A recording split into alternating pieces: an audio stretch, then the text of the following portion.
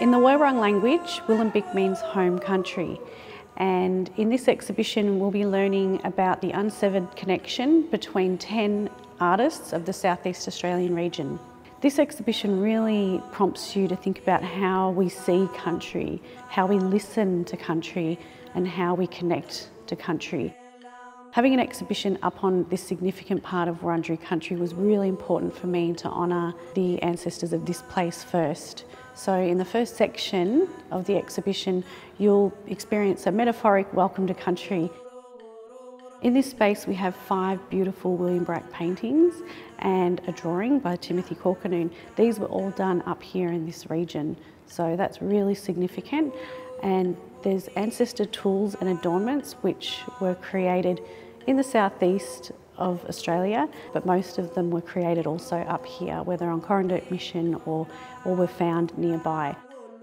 Having the ancestor tools and adornments with contemporary tools and adornments made by present day community is really significant. Really, I feel like the ancestor tools are coming home for the first time, but actually having them in the same space, the gravity of that is really amazing.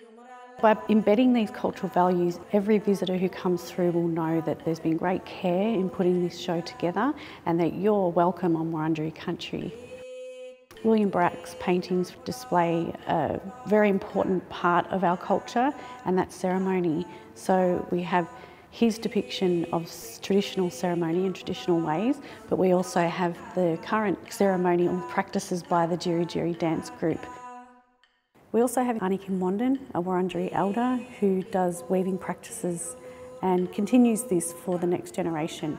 She learnt the stitch from her grandmother, who learnt it from Granny Jemima, who's also honoured in this space. Country is really present in the gallery through these works. Paola's bush dyeing. She collects with her mum and her daughter Rosie, and they dye up silk and calico, and they're talking while they're doing it. It's a very lengthy process. That's also a part of, say, your weaving practices, whereby women would sit together and yarn and weave their tools, and the voices of these ancestors or contemporary artists are all woven or dyed or sung into these materials.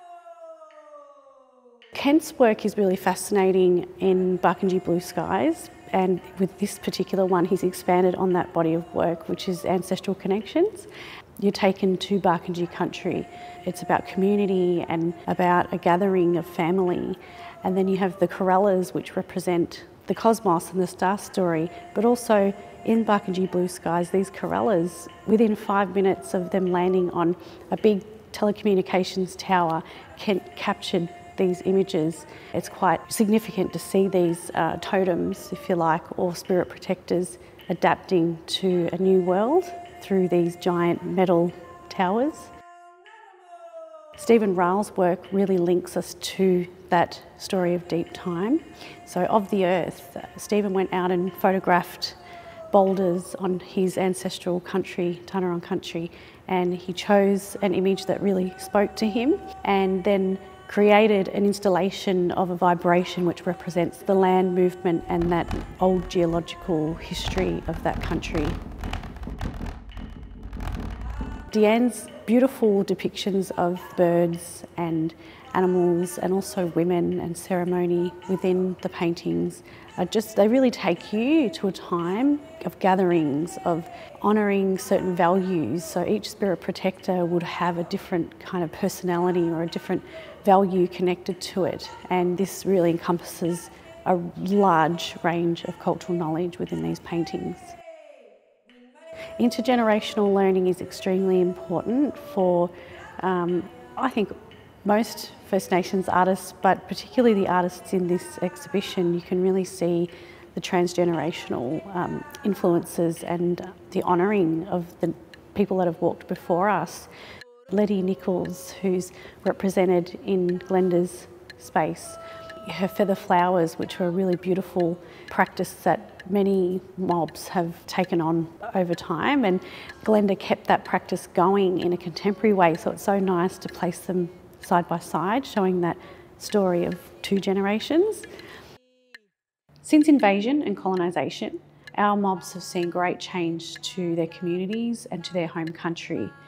And a lot of the themes within the exhibition so far relate to the past and the present, honouring ancestors and generations that have walked before us, but they also really speak to the themes of resistance, survival and climate change.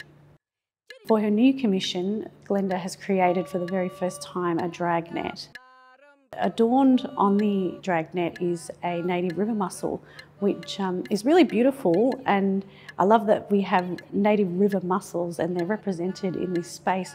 However, the river mussel that Glenda collected was from the Darling once it had dried up, so there's a link to the devastation and loss of waterways by the fact that Glenda could go in and collect this from a dried up riverbed.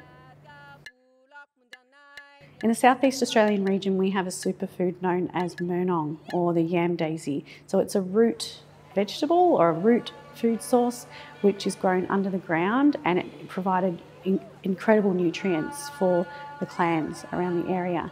Arika's work represents that murnong harvesting ceremony. This honours the matriarchal processes of passing on cultural knowledge from one generation to the next, but also the women's ceremony of harvesting murnong to feed their families.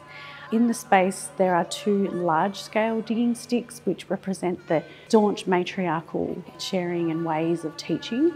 As well as that, Arika's wallpaper, which represents bloodlines. It symbolises Arika's vision to see the fields of green covered again in yellow, which is how they once were before, as Arika describes, they were violently disrupted.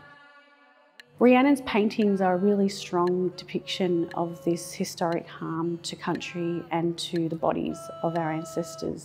Rhiannon's paintings really exert a truth-telling. She accompanies her paintings with poetry, which really take you to the heart of her work and to the stories of her connection to country. Nanette Shaw, who descends from the TarraWarra and TarraWarra people of Tasmania, I felt it was really important to represent the people of Tasmania because their connections cross the ocean.